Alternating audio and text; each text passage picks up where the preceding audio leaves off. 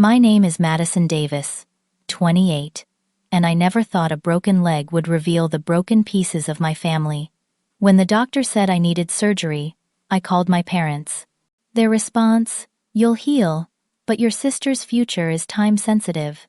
They chose Haley's college orientation over my hospital bed, sending selfies from her dorm room while I stared at sterile walls. They had no idea what their abandonment would unleash, or how methodically I would make them understand my worth. If you're watching this, drop a comment telling me where you're from, hit subscribe, and stay for a story about drawing lines that should have been drawn years ago. Growing up in suburban Boston, our modest colonial house on Maple Street held 4 people, but only 3 who seemed to matter. My parents, Elizabeth and Robert Davis, built their world around their youngest daughter, my sister Haley. I was the reliable one, the self-sufficient one, the one who could handle things herself. This wasn't a role I chose, but one assigned to me from childhood. Mom worked as a high school English teacher, while Dad managed a regional bank branch. They weren't wealthy, but we lived comfortably in our middle-class neighborhood with good schools and tree-lined streets. From the outside, we looked like the perfect American family: 2 parents, 2 daughters, and a golden retriever named Scout. But inside those walls, the family dynamic told a different story. I learned early that being capable meant being overlooked when I brought home straight, as my parents would nod and say, "Of course that's what you always do." When Haley managed a B-, they'd celebrate with ice cream and praise. The pattern was subtle at first, small inequities that I convinced myself were normal. Maybe all older siblings felt this way. Maybe I was just being sensitive. But the evidence mounted year after year. When I was 12, I made the state science fair finals. The competition fell on the same weekend as Haley's soccer tournament. "We'll try to make it to your thing after her game," Mom promised. They never showed. I accepted my second-place ribbon alone, while a teacher awkwardly took my photo. When I got home, the refrigerator already displayed 5 new photos of Haley in her uniform. "Your sister needs the encouragement," Dad explained, when I finally gathered the courage to ask why they missed my event. "You're already confident and successful. She struggles more than you do." This became their constant refrain. Haley needed more attention, more support, more presence. My independence wasn't celebrated, it was exploited. It created the perfect cycle. The more self-sufficient I became, the less they felt I needed them, which pushed me to become even more self-reliant. My 13th birthday party was canceled when Haley came down with a mild cold. My 16th was postponed twice, before being forgotten entirely because of Haley's drama club and dance recital. I stopped expecting celebration by my 18th birthday, and made plans with friends instead. When Mom seemed surprised I wasn't having a family dinner, I reminded her of the pattern. She dismissed it entirely. "Don't be dramatic, Madison. We've always celebrated your birthdays." The gaslighting hurt more than the neglect. At least, neglect acknowledged reality, even a painful one. Denial rewrote my experiences entirely. The pattern continued through high school, where I excelled academically and participated in debate team and environmental club. My parents attended exactly 2 of my debates in 4 years, both times because Haley happened to be between activities.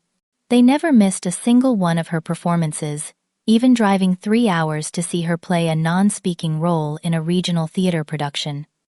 I adapted by building a life they weren't central to.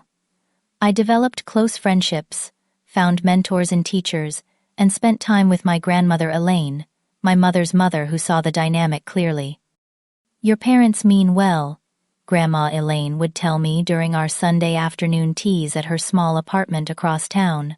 "But they've convinced themselves that love means giving the most attention to whoever struggles the most.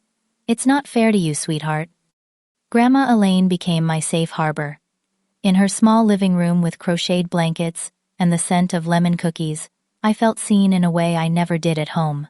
She attended my debate tournaments, helped me apply to colleges, and celebrated my achievements without qualification. When I left for college at Boston University, close enough to visit Grandma Elaine regularly but far enough to escape my parents' orbit, The physical distance helped me gain perspective. I studied environmental engineering, found friends who valued me, and built a life based on reciprocity rather than constant giving. I thrived in this new environment, where my competence was rewarded rather than taken for granted.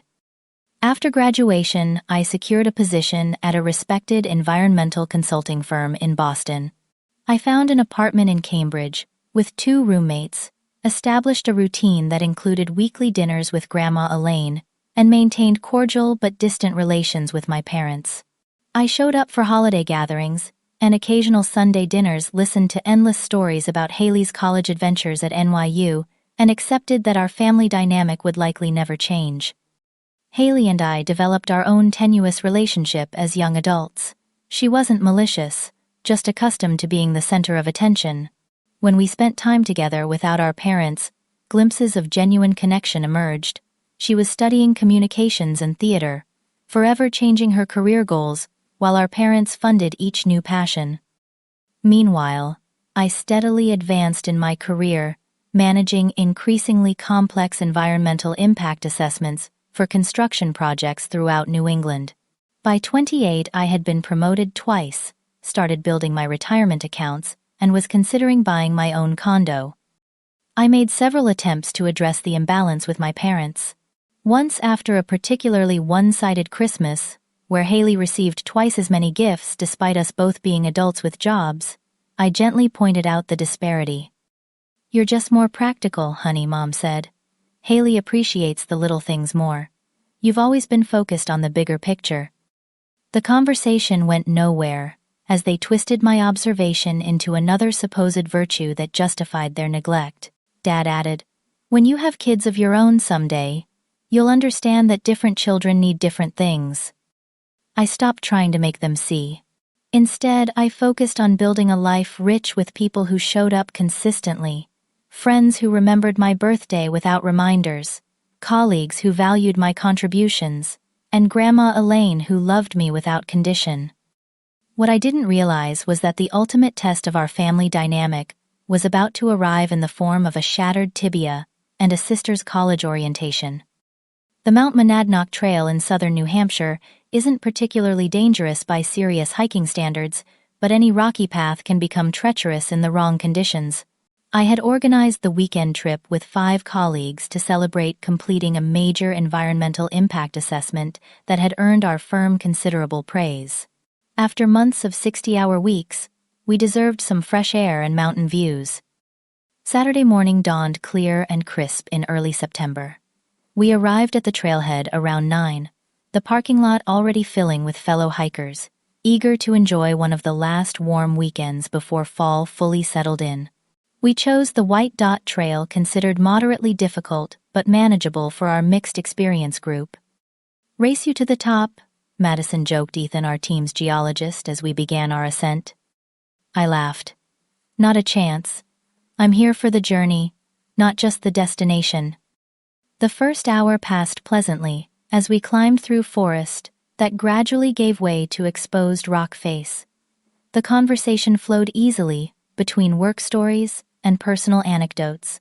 As the tree line receded and the views expanded, we stopped frequently for photos and water breaks. It happened just past the halfway point. A section of trail crossed a series of granite ledges still slick from overnight rain. I was leading our group, pointing out a red-tailed hawk circling above when my right foot slipped on a patch of wet lichen. The world tilted suddenly. There was no time to correct my balance. One moment I was standing, the next I was falling backward, sliding down a rock face, and then tumbling down a small ravine alongside the trail. The pain was immediate and breathtaking. I heard someone shouting my name as I came to rest against a boulder. My right leg twisted beneath me at an impossible angle. The searing agony told me immediately this wasn't a simple sprain. When I tried to move, the white-hot flash of pain caused me to vomit. "Don't move, Madison. We're coming down to you," Amber, our environmental technician and a certified wilderness first responder, was already carefully navigating the slope. The next 2 hours blurred together. Amber stabilized my leg using hiking poles and jackets, while Ethan called emergency services. The park rangers arrived with a rescue team, and the complicated process of extricating me from the ravine began. Each movement, despite their care, sent waves of agony through my body. By the time they loaded me into the ambulance, I was drifting in and out of consciousness from pain and the morphine they'd administered. In one lucid moment, I asked Amber to call my parents and Grandma Elaine. At Monadnock Community Hospital's emergency department, X-rays confirmed what I already suspected, a complex tibial fracture that would require surgery. The orthopedic surgeon on call, Dr. Patel, explained that I had a comminuted fracture with several bone fragments that would need to be realigned and secured with plates and screws. "We'll need to operate tonight," she explained. "The good news is that with proper surgery and physical therapy, you should regain full functionality. But the recovery will take months, and you'll need significant help during the first few weeks." Amber sat beside my bed, her normally cheerful face drawn with concern. "I called your parents and grandmother. Your grandma is arranging transportation since she doesn't drive anymore. Your parents said they're on their way." Relief washed over me. Despite our complicated relationship, I needed my family now. This wasn't a missed birthday or school event. This was serious. They would come through this time. While waiting for surgery prep, I called my parents directly. Mom answered, and I could hear activity in the background. "Madison, are you okay?" Amber told us what happened. "I'm going into surgery tonight," I explained, my voice tight with pain despite medication. "Doctor says recovery will be months. I'm scared, Mom." There was a pause, then muffled conversation I couldn't make out. Dad came on the line. "Listen, sweetheart, we're in a bit of a situation here. Haley's orientation at Dartmouth starts tomorrow morning, and we're already halfway to New Hampshire. You know how important this is for her future." I couldn't process what I was hearing. "Dad, I'm already in New Hampshire. I'm going into surgery. The doctor says I'll need help for weeks afterward." Madison, Mom's voice. "Now, you've always been so independent and capable. Haley needs us for this transition. She's nervous about starting her graduate program." "And I'm nervous about surgery." My voice broke. A nurse looked over with concern. "You'll heal, honey," Dad said in his practical banking voice. "But your sister's future is time-sensitive. This orientation only happens once. We can visit you afterward." The betrayal felt physical, another breaking inside me. "So you're choosing her orientation over my surgery?" "Don't frame it like that," Mom scolded. "We're not choosing. We're just prioritizing time-sensitive needs. Your friends are there, and the hospital staff will take excellent care." Before I could respond, Haley's voice came through, distant but clear enough. "Mom, can we stop for coffee? I need to be alert for the campus tour." "We need to go," Madison, Dad said. "We'll call to check on you tomorrow after the welcome ceremony." The call ended. I stared at the phone in my hand, tears streaming down my face. Amber, who had stepped away during the call, returned to find me sobbing. "Madison, what happened?" "They're not coming," I whispered. "Haley's graduate school orientation is more important." Amber's expression shifted from confusion to outrage. "Are you serious? You're having emergency surgery?" The nurse who had been monitoring me, Jessica, according to her name tag, shook her head in disbelief. "Honey, is there someone else we can call for you?" "My grandmother, but she's 82 and doesn't drive. She's trying to find a way here." Jessica squeezed my hand. "We'll take good care of you. I promise." An hour later, as they were preparing to take me to the operating room, my phone pinged with a notification. It was an Instagram post from my mother, a smiling selfie of my parents and Haley in front of Dartmouth's Baker Library. The caption read, "So proud of our baby girl starting her master's journey number. Proud parents number, Dartmouth grad number, new beginnings." They hadn't even mentioned my accident. Not a word about their other daughter lying in a hospital bed about to undergo surgery. I handed my phone to Amber, who glanced at it and swore under her breath. "This is not okay, Madison. This is so far from okay." As they wheeled me toward surgery, something crystallized inside me.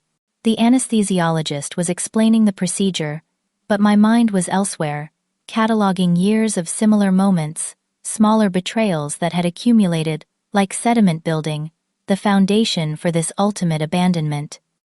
I had always made excuses for them, always rationalized their behavior, always been the understanding one, always prioritized family harmony over my own needs. No more. As the anesthesia began to take effect, I made a promise to myself through the haze. This would be the last time they hurt me, the last time I accepted crumbs of attention and called it love. I didn't yet know how, but I would ensure they finally understood the consequences of treating me as an afterthought. When I woke hours later in the recovery room, the physical pain was intense, but it paled compared to the emotional wound now fully exposed. My parents had shown me exactly where I stood in their priorities. Now it was time for me to show them exactly what that meant for our future. I spent 5 days in the hospital, instead of the expected 3. Complications from surgery, a minor infection, and concerning blood pressure drops extended my stay. During this time, my support system revealed itself with perfect clarity, but not in the way I'd expected. My colleagues rotated visits, bringing books, magazines, and updates from work. Amber took personal days to help coordinate my initial recovery plan. My boss sent a massive fruit basket and assured me my position was secure, telling me to focus solely on healing. Grandma Elaine arrived on the second day, having convinced her neighbor Franklin to drive her the hour and a half to the hospital. At 82, she couldn't physically help much, but her presence provided the emotional anchor I desperately needed. "I gave your mother a piece of my mind," she told me, her thin hands clutching mine. "I raised her better than this." My parents, meanwhile, called once daily with brief, distracted conversations. They visited on day 4 for exactly 47 minutes, bringing a small plant and nervous energy. Haley sent a text with a sad face emoji, and, "Get better soon, sis." While the physical pain was substantial, the enforced stillness gave me time to think with unusual clarity. Something fundamental had shifted inside me. The fracture in my leg had exposed the fractures in my family relationships that could no longer be ignored or minimized. On the morning before discharge, I was updating my medical forms when something caught my attention. Despite being 28 with my own established life, I was still listed as my parents' emergency contact on several forms. The irony wasn't lost on me. I was their emergency contact, but they couldn't be bothered to be present for my emergency. This realization triggered a cascade of memories about other connections that remained between us. I was still the beneficiary on their life insurance policies and retirement accounts, a fact I knew from helping Dad organize his financial documents last year. I was a co-signer on the family vacation property at Lake Winnipesaukee, a small cabin purchased when I was 22, and had just started my career. Most significantly, I managed the investment account that funded Haley's tuition for her master's program, a responsibility I had taken on 2 years ago when Dad complained about the complexity of the portfolio. I had remained deeply integrated in my family's practical affairs, even as they kept me emotionally at arm's length. I was good enough to handle responsibilities, but not important enough to receive care in crisis. The imbalance was suddenly, glaringly obvious. "You look like you're plotting something," Grandma Elaine observed, returning from the cafeteria with tea. "I'm just realizing some things about boundaries," I replied. She settled into the chair beside my bed. "It's about time. Want to tell me what you're thinking?" Over the next hour, I shared my observations about the financial and practical entanglements that remained between my parents and me, despite the emotional distance. I've been functioning as their safety net and administrator, while being treated as an afterthought, I concluded. Grandma Elaine nodded slowly. "Your grandfather, God rest his soul, had a saying, 'People treat you how you allow them to treat you.' He wasn't entirely right, but there's some truth there. You've allowed your parents to take without giving back for a very long time." "I thought that's what family did," I said quietly. "Support each other without keeping score." "That only works when everyone operates in good faith," she replied, her voice gentle but firm. "When the giving only goes one way, it's not family support, it's exploitation." during my remaining hospital time, and the first week at Grandma Elaine's house where I went for initial recovery, since my third-floor apartment wasn't compatible with crutches and a wheelchair, I began documenting the pattern of imbalance. I created a spreadsheet of events my parents had missed versus those they'd attended for Haley. I noted financial responsibilities I'd taken on versus support I'd received. I reviewed text messages and emails that demonstrated the pattern. The evidence was overwhelming, and seeing it compiled, I felt equal parts vindicated and foolish for having accepted it for so long. Julia, my therapist friend, who visited regularly during my recovery, reviewed my documentation and whistled low. "Madison, this isn't just occasional oversight. This is a consistent pattern of emotional neglect." "What would you recommend to a client in my situation?" I asked her. She thought for a moment. "I'd recommend they establish clear boundaries with measurable consequences. Not as punishment, but as self-protection."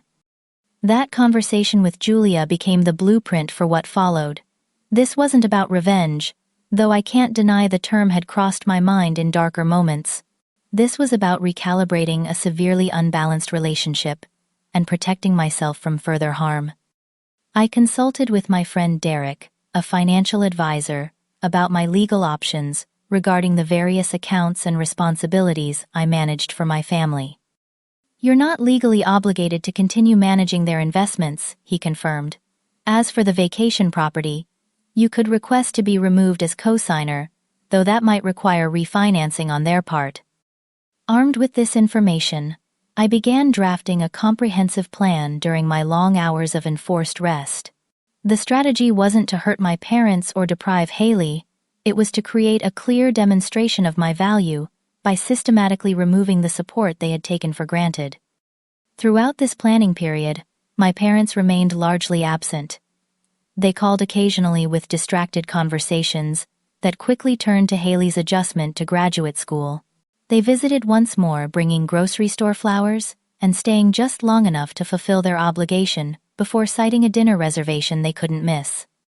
Grandma Elaine watched their departure with a sad shake of her head. "Your mother was raised better than this. I don't know where I went wrong with her." "You didn't," I assured her. "Their choices are their own." One afternoon, about 3 weeks into my recovery, Grandma Elaine shared family history that illuminated much about our dynamics. "Your mother was the baby of our family too," she explained. "Her older brother Thomas was brilliant but troubled, addiction issues that consumed much of our attention. Your mother learned that creating small dramas would pull focus her way. I see the same pattern with Haley. And I'm like Uncle Thomas. The one expected to handle everything alone," I asked. "No, sweetheart. Thomas failed because we overhelped him. You've succeeded despite being underhelped. That's the tragedy here." This conversation solidified my resolve. The pattern wouldn't change unless I forced the issue. My parents had shown me exactly where I stood in their priorities. Now it was time they understood exactly what that would mean for our future relationship. With clarity of purpose and Derek's professional guidance, I finalized my plan. The implementation would begin once I returned to my own apartment and could access all necessary documents and accounts. The timeline was set. The boundaries were clear. For the first time in my life, I would demand the respect I deserved, not through pleas or explanations that had failed in the past, but through clear demonstration of my value by its sudden absence. 6 weeks after the surgery, I was cleared to return to my apartment with modified work arrangements. My company allowed me to work remotely 3 days a week while I continued physical therapy and recovery. The metal hardware in my leg was a constant reminder of both physical and emotional pain, but it also became a symbol of reconstruction. Both my body and my boundaries were being rebuilt with stronger material. My first strategic action was scheduling a meeting with my family's financial advisor, Raymond Goldstein. I'd known Ray since I was 24, when I first began helping with family financial matters. He greeted me warmly at his downtown office, concern evident as he noted my crutches. "Madison, good to see you recovering. Your father mentioned your accident to nasty business. With hiking, was it? I noted the vague awareness. My father had mentioned my accident, not detailed the severity or expressed significant concern. Complex tibial fracture requiring surgical reconstruction, I clarified. I'll be in physical therapy for months. Ray winced sympathetically. Terrible timing with your sister starting graduate school, too. Family resources stretched thin, I imagine. That's partly why I'm here, I replied, maintaining a professional tone. I need to recalibrate some financial arrangements. Over the next hour, I methodically untangled myself from family financial responsibilities. I transferred management of Haley's education fund directly to my parents, removing myself as the account administrator. I set up automated notifications for any financial decisions involving accounts where my name appeared. I documented everything meticulously, ensuring all changes were legal and properly recorded. Your parents have relied heavily on your financial acumen, Ray noted, looking slightly concerned. Are you sure about these changes? I'm sure they can manage, I replied. After all, I need to focus on my recovery now. Ray nodded, though his expression suggested he understood more than I was explicitly stating. I'll inform them of these changes during our quarterly review next week. Thank you. I'd appreciate if you mentioned that these adjustments reflect my need to simplify responsibilities during recovery. My next step was addressing the vacation property at Lake Winnipesaukee. I contacted the bank holding the mortgage and requested removal as cosigner. This would require my parents to refinance, but given my father's position at a bank, this shouldn't present significant hardship, merely inconvenience, and perhaps a slightly higher interest rate without my excellent credit score on the application. With the financial recalibration underway, I turned to establishing physical and emotional distance. I declined the next family Sunday dinner with a simple text. Still managing pain and mobility issues. Can't make it this week. When my mother pushed with, "We could pick you up," I responded with clarity. I need quiet recovery time. We'll let you know when I'm up for family gatherings again. I set up auto responses to their messages. Thanks for your note. I'm focusing on recovery and limiting communications. We'll respond within 48 to 72 hours. This created a buffer that allowed me to engage on my terms rather than jumping to attention whenever they decided to acknowledge my existence. These small boundaries immediately revealed how accustomed my parents had become to my constant availability. My mother called 3 times after receiving my auto-response, leaving increasingly concerned voicemails. My father sent an email asking if I was upset about something. Neither directly acknowledged the potential connection to their absence during my medical crisis. Meanwhile, I focused on strengthening relationships with people who had demonstrated genuine care. My colleagues who had visited the hospital became regular dinner guests as I regained mobility. Julia, my therapist friend, connected me with a support group for adult children of emotionally neglectful parents. Through this group, I met others with similar experiences, who provided validation and strategies.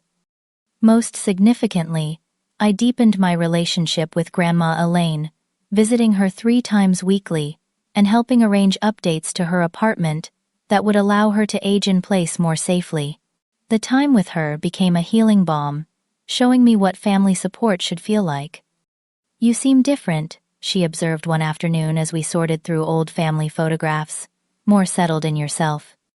I'm learning that respect comes from boundaries, not endless accommodation, I replied. She smiled. It's a lesson I wish I'd learned earlier in life. Your grandfather and I might have had an easier time of it. 3 weeks into my boundary setting, my parents made an unexpected visit to Grandma Elaine's house while I was there for Sunday tea. They arrived unannounced, bringing forced cheerfulness and an obvious agenda. We've barely seen you, Mom complained, settling onto the sofa uninvited. And Ray mentioned you've made some changes to the financial arrangements. We're planning the summer vacation at the lake house, Dad added. Need you to look over some options for the boat rental like you usually do. I noted they hadn't asked a single question about my recovery or physical therapy progress. Their focus remained entirely on what I could do for them. Actually, Haley chimed in, having accompanied them. I'm having some issues with my department advisor. Could you help me draft an email that doesn't sound confrontational, but gets my point across? The familiar dynamic played out before me. Their assumption of my availability, their casual requests for assistance without reciprocal support, their complete disregard for my current limitations. In the past, I would have accommodated all these requests while suppressing my resentment. Not today. I'm not available for any of those things, I said calmly. I'm still recovering from major surgery and focusing on my own needs right now. The stunned silence that followed confirmed how rarely I had prioritized myself. My mother recovered first. Madison, don't be difficult. Family helps family. Exactly, I replied. That's what I needed 6 weeks ago in the hospital. Where were you then? The direct question hung in the air, creating visible discomfort.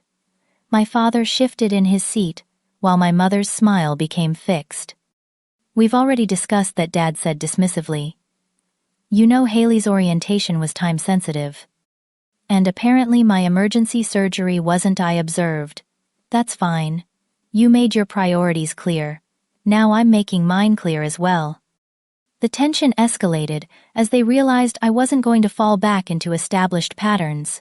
Their reactions ranged from confusion to indignation to outright anger as they grasped that something fundamental had changed.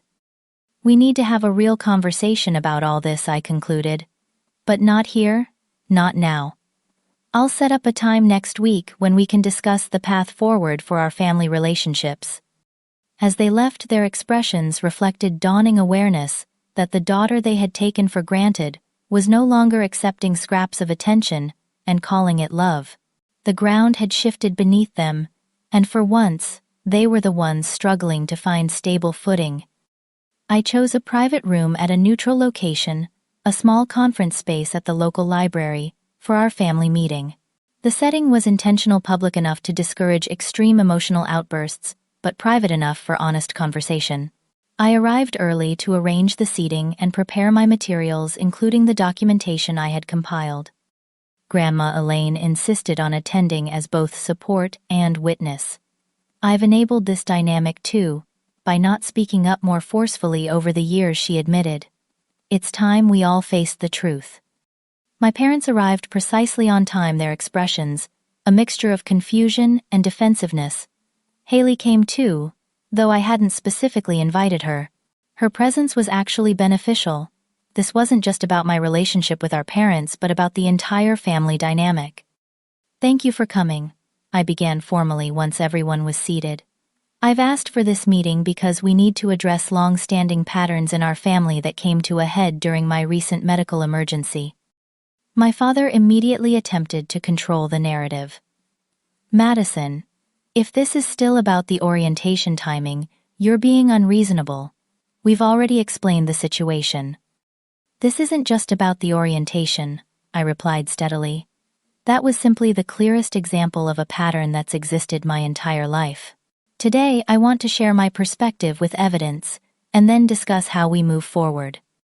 I had prepared a simple presentation on my tablet, which I now displayed on the room's small screen.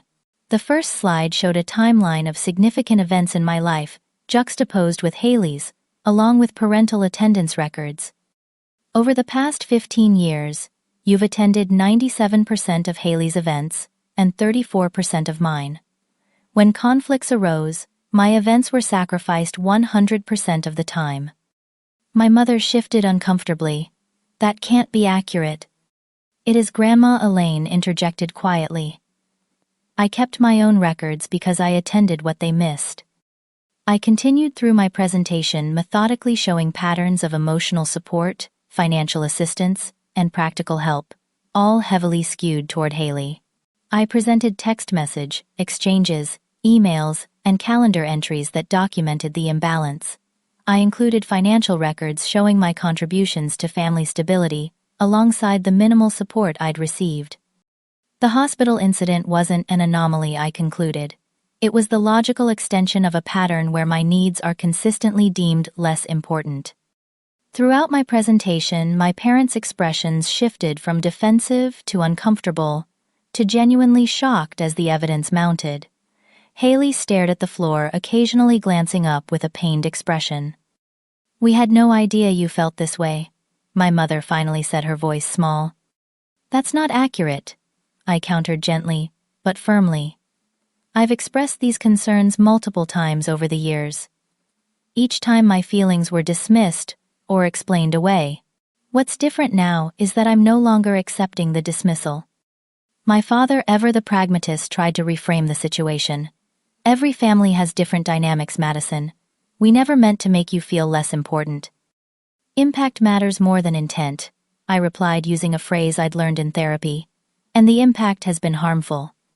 I then outlined how my injury and their response had affected me physically and emotionally. I described the fear of going into surgery without family support, the humiliation of explaining their absence to concerned medical staff, and the profound loneliness of recovery without their presence. "The nurse who cared for me after surgery showed more concern in 24 hours than you demonstrated in 6 weeks, I said, my voice finally betraying emotion.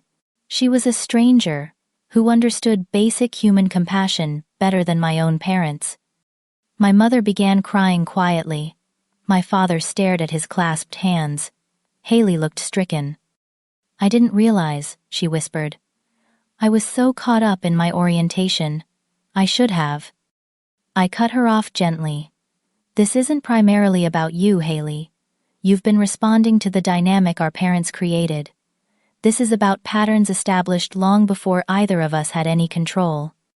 I then moved to the final part of my presentation, the consequences and conditions. "I've already implemented several changes," I explained, outlining the financial restructuring and boundary setting I'd established. "I've removed myself as co-signer on the Lake House transferred management of Haley's education fund, directly to you, and withdrawn from the family investment advisory role." My father looked up sharply. "That explains the calls from the mortgage company. Madison, those changes create significant complications for us." "I understand," I acknowledged. "Just as my injury created significant complications for me, complications I faced largely alone." The parallel hung in the air between us. "Moving forward, I'm setting clear conditions for my participation in this family," I continued. "I'm not cutting contact, but I am fundamentally changing how I engage." I outlined my boundaries: no more automatic availability, no more unbalanced giving, no more accepting disregard for my needs. I would attend family gatherings only when emotionally prepared, and would leave if old patterns emerged. I would no longer manage family logistics, finances, or problem-solving unless reciprocal support was demonstrated consistently. "These aren't punishments," I clarified. "They're self-protection and necessary rebalancing." The silence following my presentation was profound. My parents seemed genuinely stunned by the comprehensive evidence and clear consequences. Their shock revealed how deeply they had normalized the imbalance, so much so that its clear documentation appeared revelatory rather than confirmatory. "I don't know what to say," my mother finally managed. "We never intended." Again, impact over intent, I reminded her. "What matters now is whether you're willing to acknowledge the pattern and commit to change." My father, ever solution-oriented, asked, "What exactly do you want from us, Madison?" "Equal consideration, reciprocal support, acknowledgement of my value beyond what I can do for the family, and most importantly, accountability when you fall short, because patterns don't change overnight." The discussion that followed was difficult but necessary. My parents alternated between defensiveness and genuine remorse. Haley mostly listened occasionally, offering insights about how she'd benefited from and been limited by her role as the family favorite. Grandma Elaine provided historical context, helping my parents connect their behavior to patterns in their own upbringing. "Elizabeth," she said to my mother, "you're repeating what your father did, focusing on the squeaky wheel while taking the reliable one for granted." By the meeting's end, no magical transformation had occurred, but something important had shifted. My parents left with a new awareness they couldn't unsee, and practical consequences they couldn't ignore. For the first time, I had spoken my truth without softening it to protect their feelings, and for the first time they had truly heard me. As we gathered our things to leave, Haley approached me tentatively. "I never saw it before," she admitted. "But looking at your presentation, it's so obvious." "I'm sorry, Madison. It wasn't your responsibility to see it," I told her. "But I appreciate that you do now." The confrontation wasn't an ending, but a beginning, the first step toward either rebuilding our family on healthier terms or accepting its limitations and adjusting my expectations accordingly. Either way, I had finally claimed my worth in a language they couldn't ignore or dismiss. The weeks following our confrontation brought predictable turbulence. My parents cycled through various stages of response: initial defensiveness, giving way to anger, then to bargaining, and finally to the beginnings of genuine reflection. Their first reaction was to recruit allies. My mother called extended family members, presenting a carefully edited version of events that cast me as suddenly unreasonable. "Madison's accident has changed her," she told my Aunt Caroline. "She's making all these accusations about favoritism and withdrawing from family responsibilities." This backfired when several relatives, including Aunt Caroline, responded with variations of, "Well, you did miss her surgery for Haley's orientation. That seems pretty clear-cut." My father took a different approach, attempting to minimize my financial disentanglement. "These changes are causing us real difficulties. Madison," he complained during a phone call, "the lake house refinancing is increasing our monthly payment by $200. "I understand that's challenging," I replied calmly, just as recovering from surgery without family support was challenging for me. His silence acknowledged the parallel I'd drawn. Haley's response surprised me most. After our family meeting, she requested lunch just between us, our first one-on-one conversation in months. We met at a small cafe near my apartment, her usual confident demeanor replaced by uncharacteristic nervousness. "I've been thinking about everything you showed us," she began, fidgeting with her napkin. "At first I was defensive, like you were attacking me for being the favorite. But then, I started remembering things differently, like when you won that engineering scholarship, and Mom and Dad barely mentioned it because I had drama club issues that week." That's exactly the pattern, I confirmed. "The thing is," she continued hesitantly, "being the favorite isn't actually great either. I never developed your independence or confidence. I still call Mom about everything, because I never had to figure things out myself. Your presentation made me realize I'm 25 with the coping skills of a teenager." This perspective shift opened a new dimension in our relationship. For the first time, we discussed the family dynamic as adults, examining how it had shaped us both, me into hyper-independence, her into prolonged dependence. This conversation marked the beginning of a more authentic sister relationship, one based on mutual understanding rather than competition for parental attention. Grandma Elaine remained my steadfast supporter throughout this period. "Your mother's angry because you've held up a mirror she doesn't want to look into," she observed during one of our regular visits. "But I've noticed she's starting to ask questions about her own childhood. That's progress." Indeed, about a month after our confrontation, my parents began showing small signs of accountability. It started with my father, who had always been more practically minded. "I've been reviewing our calendar from the past few years," he admitted during a brief visit to drop off mail that had been delivered to their house. "The attendance disparity you documented, it's accurate. I just never saw the pattern before." My mother took longer to acknowledge reality. Her breakthrough came during a challenging family therapy session that I had agreed to attend after they requested it. "I think," she said slowly, tears streaming down her face, "I've been recreating my own childhood dynamic. My parents always focused on my brother's problems while expecting me to just handle everything on my own.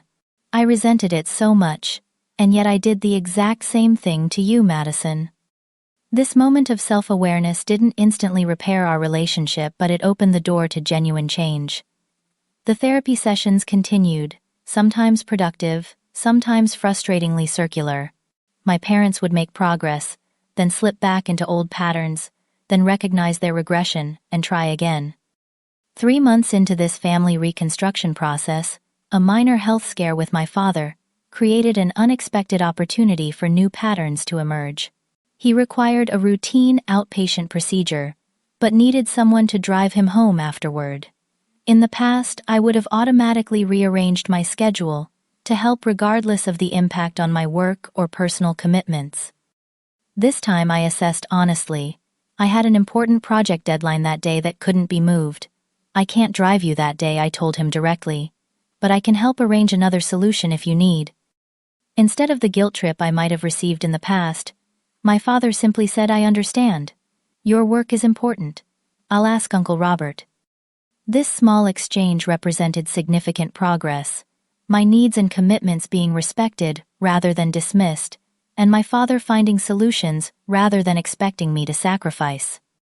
By the 6-month mark after our confrontation, our family dynamics had shifted noticeably. The changes weren't dramatic or perfect, but they were meaningful. My parents began checking before assuming my availability for family events. They showed interest in my career and recovery without immediately pivoting to Haley's activities. When they slipped into old patterns, they caught themselves more quickly, or accepted my gentle reminders. Haley and I developed a relationship independent of our parents meeting regularly for coffee, and gradually building genuine sisterly connection. The most significant moment came during a family gathering to celebrate Grandma Elaine's birthday. As gifts were being opened, my mother suddenly seemed to realize something. She disappeared into the guest room and returned with a small wrapped package. "This is late," she said, handing it to me. "About 16 years late, actually." Inside was a silver bracelet with a small charm shaped like a microscope. I looked at her questioningly. "When you won the state science fair in 8th grade," she explained, her voice thick with emotion. "We missed it for Haley's soccer tournament. I bought this to give you, but then, I don't know, time passed and it seemed too late, and eventually I just put it away. I'm sorry, Madison.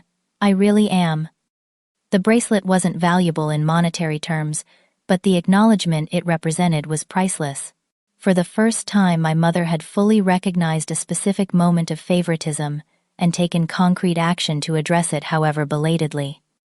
I slipped the bracelet on. "Thank you for remembering," I said simply. That evening, as we gathered around Grandma Elaine's dining table, I observed our family with new eyes. We weren't transformed into a perfectly balanced unit. Decades of patterns couldn't dissolve in 6 months. But we were learning a new way of relating that made space for everyone's needs and contributions. My father raised his glass in a toast to Grandma Elaine. "To the wisest among us who saw what the rest of us missed for too long." His eyes met mine briefly, acknowledging the double meaning in his words. The road ahead would still hold challenges and regressions, but for the first time I felt cautiously optimistic that our family could rebuild on a foundation of mutual respect rather than unbalanced expectations. 1 year after my accident, I stood at the summit of Mount Monadnock, gazing across the landscape that had changed the course of my life. The physical journey back to this spot had been arduous: months of physical therapy, gradual strength building, and overcoming the psychological fear of returning to the place where I'd been so severely injured. My right leg, now healed, but forever marked by surgical scars and internal hardware, ached dully from the climb. The physical reminder of my injury would likely always remain, just as the emotional scars had healed, but left their own marks on my psyche. The past year had been transformative in ways I couldn't have imagined, as I lay in that hospital bed, abandoned and hurt. My recovery journey had paralleled my emotional journey, painful, non-linear, requiring both professional help and personal determination, and ultimately leading to greater strength than I had possessed before. Physical therapy had taught me to accept help when needed, a profound lesson for someone who had built her identity around self-sufficiency. My therapist, Devin, had patiently guided me through exercises while encouraging me to vocalize pain rather than stoically endure it. "Asking for help isn't weakness," he reminded me regularly. "It's human connection." This philosophy, extended beyond physical recovery, into my emotional life. I learned to identify needs and express them directly rather than silently meeting everyone else's needs while neglecting my own. I practiced accepting support from worthy sources while maintaining boundaries with those who had proven unreliable. My friendship circle deepened and expanded during this period. Colleagues who had shown up during crisis became close friends. My support group for adult children of emotionally neglectful parents provided community with others who truly understood the unique pain of being overlooked rather than overtly abused. Most significantly, I created personal traditions that centered my own joy rather than revolving around family obligation. I celebrated achievements with friends who genuinely cheered my success.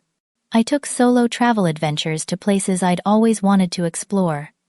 I redesigned my apartment to reflect my preferences rather than accommodating constant family visitors. These changes reflected a fundamental shift in my relationship with myself, from someone who derived worth primarily from utility to others to someone whose intrinsic value existed independent of what I could provide. My family relationships continued their slow evolution toward healthier dynamics. Progress wasn't linear. Old patterns occasionally reasserted themselves during holidays or times of stress. The difference now was that I clearly identified these regressions and held firm boundaries rather than accommodating for the sake of false harmony. My parents gradually adapted to our recalibrated relationship. My father, the more pragmatic of the two, adjusted more quickly to the new reality. He began consulting me as an equal about financial matters, rather than assigning me responsibilities without authority. He expressed genuine interest in my career and recovery, without immediately pivoting to Haley's activities. Most importantly, he acknowledged when he slipped into old patterns and made visible efforts to correct course. "I'm trying to see you clearly," he told me during a conversation, 6 months after our confrontation. Not just as the capable daughter who handles everything, but as Madison, with her own needs and dreams. My mother's journey was more emotionally complex.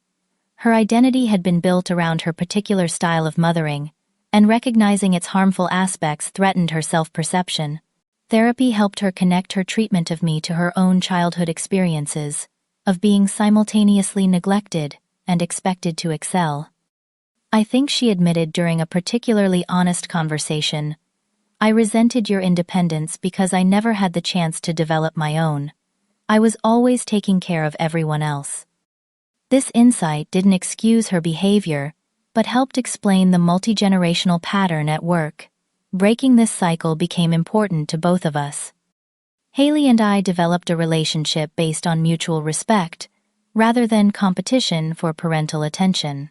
As she worked through her own therapeutic process, she gained insight into how being the favored child had limited her growth. "I never developed your resilience," she observed, during one of our now regular sister lunches. "Every obstacle was removed for me, so I never learned to overcome anything on my own." We began supporting each other's growth in ways our parents never facilitated, she attending my environmental engineering presentations, me helping her navigate graduate school challenges without solving everything for her. The first Thanksgiving after my accident became a watershed moment in our family reconstruction. I hosted at my apartment, setting clear boundaries about timing and expectations. My parents arrived with appropriate contributions rather than last-minute demands. Haley helped with preparation instead of expecting service. Grandma Elaine watched with quiet satisfaction as we navigated this holiday with new awareness. "You've changed the pattern for generations to come," she told me privately, as we washed dishes. "Even if you never have children of your own, you've shown Haley a different way that she'll carry forward."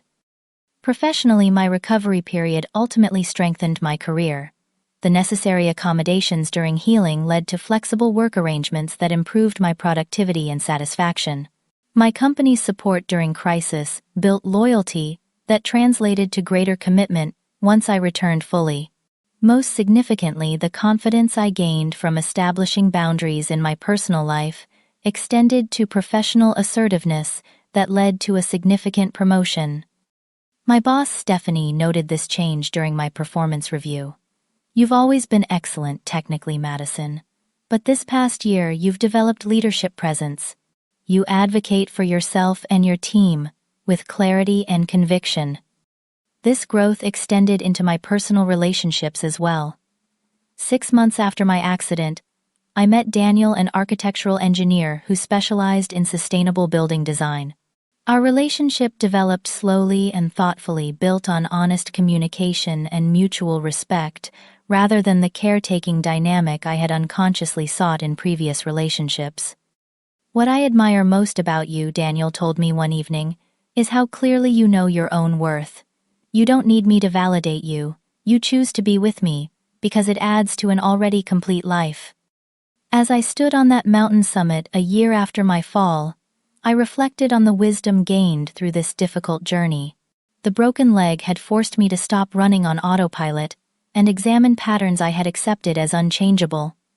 The abandonment had clarified which relationships deserved my investment and which required firm boundaries.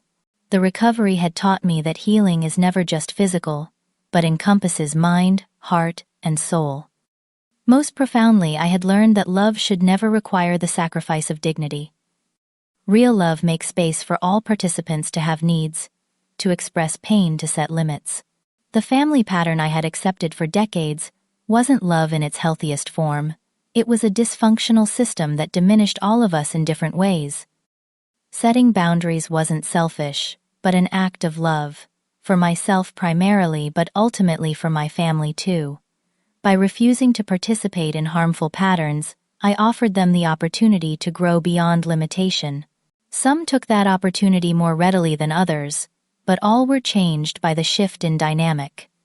The patterns established over decades couldn't transform overnight, but they could evolve with consistent effort and clear consequences. The work wasn't finished. It might never be complete, but the trajectory had fundamentally changed.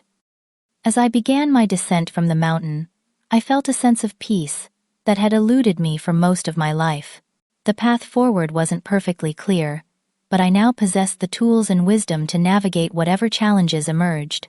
I had learned to define my own worth, regardless of family narrative, to build connections based on reciprocity rather than obligation, and to recognize that sometimes the most loving action is simply to stand firm in your truth. What was your most profound realization about family dynamics or self-worth? Have you ever had to set difficult boundaries with loved ones? Share your experience in the comments below. And if this story resonated with you, please like, subscribe, and share with someone who might need to hear it. Remember, your worth isn't determined by how much you give or sacrifice to come. It's inherent, unchangeable, and completely yours. Thank you for joining me on this journey of healing and growth.